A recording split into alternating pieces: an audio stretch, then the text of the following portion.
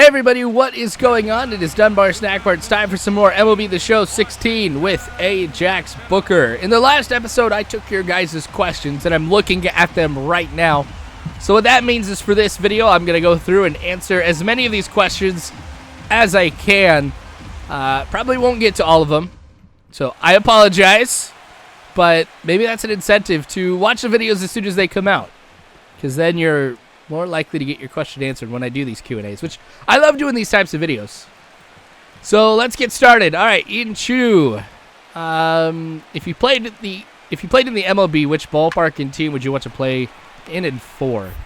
I love the Oakland A's, so I probably want to wear an A's jersey that had my name on it that was not a cheap Chinese knockoff. But I wouldn't want to play in O.Co. I know that's one of the worst ballparks in the majors. So I might say Kansas City. I live in Nebraska, so Kansas City is the ballpark that's closest to me, and that's where I've seen the most Major League games. So I would say Kauffman Stadium, but for the Oakland A's. Like, we're visiting and playing Kansas City. That would be cool. Legit Gamer, what's up, dude? So you asked, I remember you saying that I was a catcher. Did I almost get drafted, or ever think I might have a chance of getting drafted? I wish I could say yes, but be completely honest, no, I knew I never was.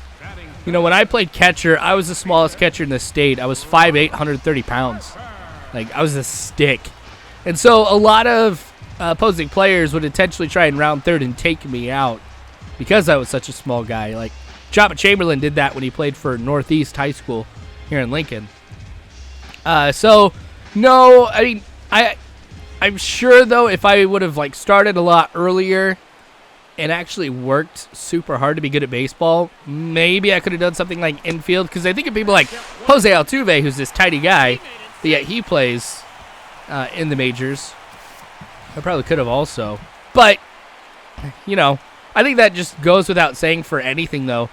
The earlier you start working for something and the harder you work at it, you're more likely to get there. To be honest, I didn't work hard enough, I think, to be able to play college ball. So I wish I could say yes, man, but unfortunately, I can't. Tyler Waiting asks, who are some of your favorite musicians and why? As I get older, I tend to love folk music a lot more. It's just very chill. Just somebody with their guitar. I don't know why. Like, I'm a very chill, casual, cool type of person, and I like to think I am.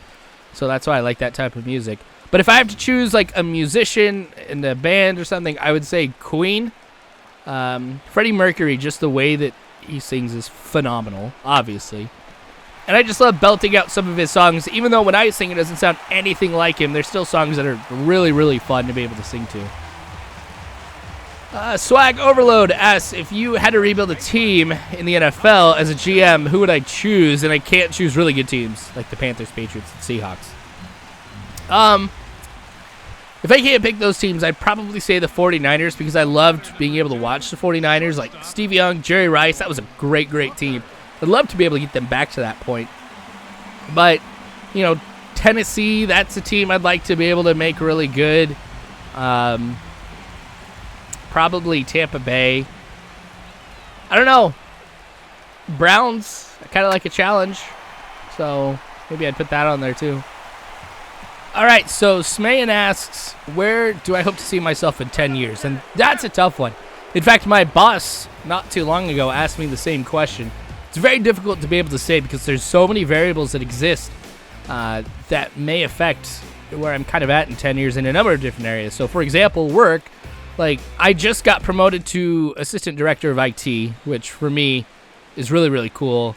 You know, for the longest time, I've been doing a lot of the stuff already, but now I'm, like, in charge of everything that happens in the background.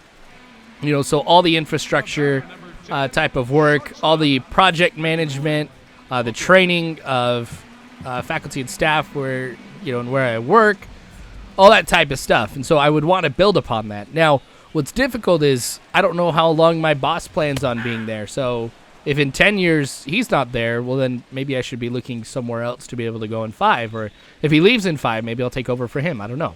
And even then, maybe I'd want to try and follow him and be his number one wherever he works. So I don't know. It's very difficult because for me to be able to move up, a lot of things have to happen, and I can't plan for everything that could potentially happen. So, I'm pretty open, pretty flexible on where I am with work. But if anybody knows of like family who has a very successful business and needs a high-level IT person there, let me know. I might be interested. But no, I do love where I work though, so they have to be really, really good. But as far as other things, like I want to have another kid. And that we'd probably end up at 4, but I don't know. I'm kind of somebody who likes to live more in the moment, and I don't plan as much for the future, which could be a drawback, but at the same time, it makes life a little bit more chill. So, Alex Hussey asks, hey, Jeff, what's your personal favorite series that you've ever done and why?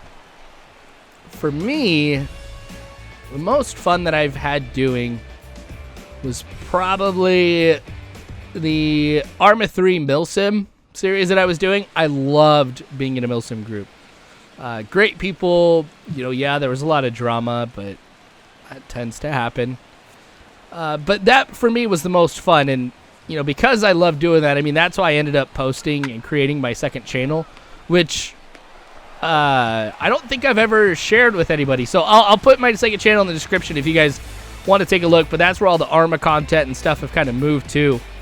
I'm doing a series over there, which I'm actually loving right now, which is an alternate history type series, or, it explains like what would have happened if this would have happened instead, or this is what could happen. And so I'm exploring right now what would happen in a second Falklands War, and I'm just kind of making missions that would correlate with that. So for me, that's been my favorite.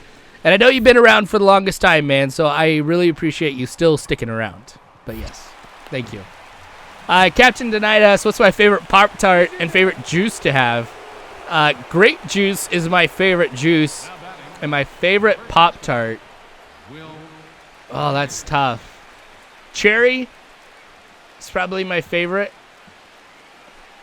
There's a lot of good Pop Tarts, but cherry is probably one of the best. Nathan Bertel asks, do you think Nebraska's going to have a good year? My thoughts on the upcoming college football season. Yeah, I think Nebraska will do better this year. We had the game last night against Fresno State. We ran the ball quite a bit, which I thought was very good. A lot of people in Nebraska want to see that because that's just been like part of Nebraska culture for the longest time, following football. We were really good. We would run the ball, and that was just about it. So, I don't know. I think we'll be good. I'm excited for football to be back. I'm going to the next Husker game. In a year or two, I'll finally get season tickets, which will be nice, but yes. Spencer asks, he was wondering if I ever played baseball as a kid. If so, what position? How well did I do? Yeah, I played catcher. I was all right, as I was mentioning. Not too great, but yes. All right, next question comes from Nicholas Watland. Oh, man, you asked a number of questions. I'll get to a couple of them here. Did I play video games as a kid? And if so, what were my favorite games? Yes, I played lots of video games as a kid. I started off with the regular Nintendo back in the day. Had like Duck Hunt, which I still think it's really cool how they made that gun work back in the day. And a number of other ones. My first baseball game that I really got into with my brother. It was a gold cartridge game called Quattro Sports. And they had baseball on it, which was a lot of fun, but they wouldn't keep track of stats or anything like that. So my brother would just go through and keep stats as he would play the game on, like, what people's batting averages were and stuff like that. That was really cool. And then Ken Griffey Jr.'s winning run on Super Nintendo was super cool because it was like one of the first 3D sports games.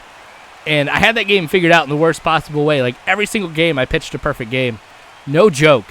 Because what I would do is I would trade. One, I figured out if somebody's overall was 3 above whoever you were trading, they would automatically accept them.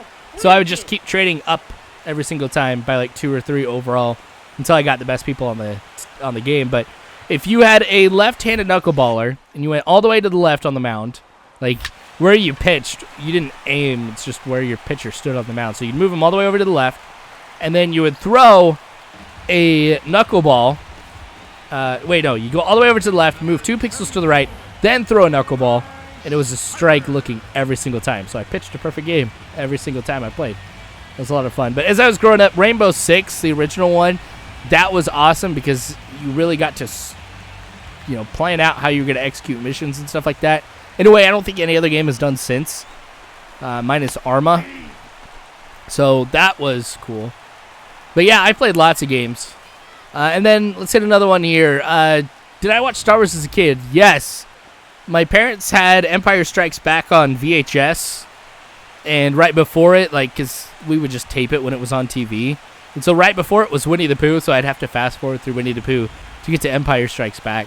I still love Star Wars, and my son does too, which I'm very happy with. I feel like I'm doing really good as a dad. And my son also likes Star Wars. But yeah, no, I watched as a kid. I loved it. And I'm excited to see Rogue One and a number of other Star Wars movies that'll come down later on. Though I will admit I'm not too excited about the Han Solo movie. I'm just saying. But they should do an Obi-Wan movie. I'm just going to leave it at that. Okay. Christian Mertic asked a couple questions. First one is, what made me want to start a YouTube channel? I thought it would be fun, to be completely honest. I thought it'd be a great way to keep up on my communication skills and also get a chance to play video games. And I was right. And it's been one of the coolest things I think I've done in my life. So I'm happy that I did it. I look to a lot of people, or look up to a lot of people outside of YouTube. I mean, my dad's a great example of a lot of cool things. So I look up to him a lot. And a number of other people too. When I think about iconic figures in the past, usually everybody personifies one thing for me. So there's a lot of people that I look up to, but for different reasons. So it's tough to be able to say anybody outside my dad. Anybody who really, really sticks out. Danny L., you're going there. Okay, what are my opinions on the Colin Kaepernick situation? I really don't have a problem. Gosh, I could do a whole video on what I thought about politics. But one of the things that I think that as a country we kind of struggle the most with is if anybody has an opposing view of something, that an opposing view is somehow a direct attack upon our view. And so I really believe that he has the right and the opportunity to do exactly what he's doing. I may not agree with it, but I support that he has the ability to do it. The reason why I do that is because I know that there might be a time in the future that I do something that I believe in that may not necessarily be popular with everybody else.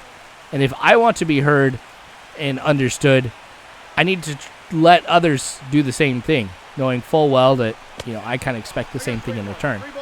I know he has perspectives on things that I don't.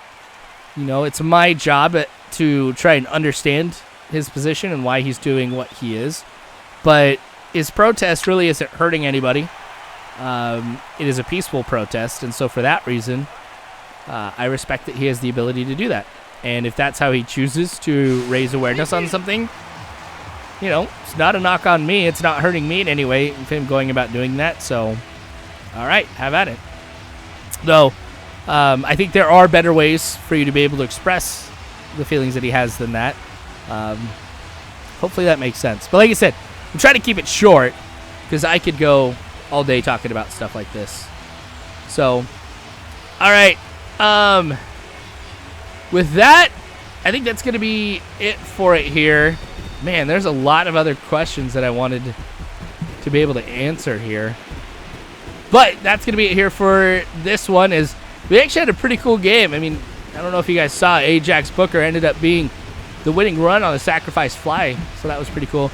We'll get back to it, of course, in the next episode. But, you guys know. Oh, look at that Gatorade. You guys know I love being able to do this. You guys get to know me a little bit better and get to answer questions that I think are fun to answer. So thanks for watching, you guys. Feel free to subscribe if you're not already. You can follow me on Facebook, Twitter, all that great jazz. You guys are phenomenal people. You really are. Thank you again for watching. As always, I hope you guys have a good one.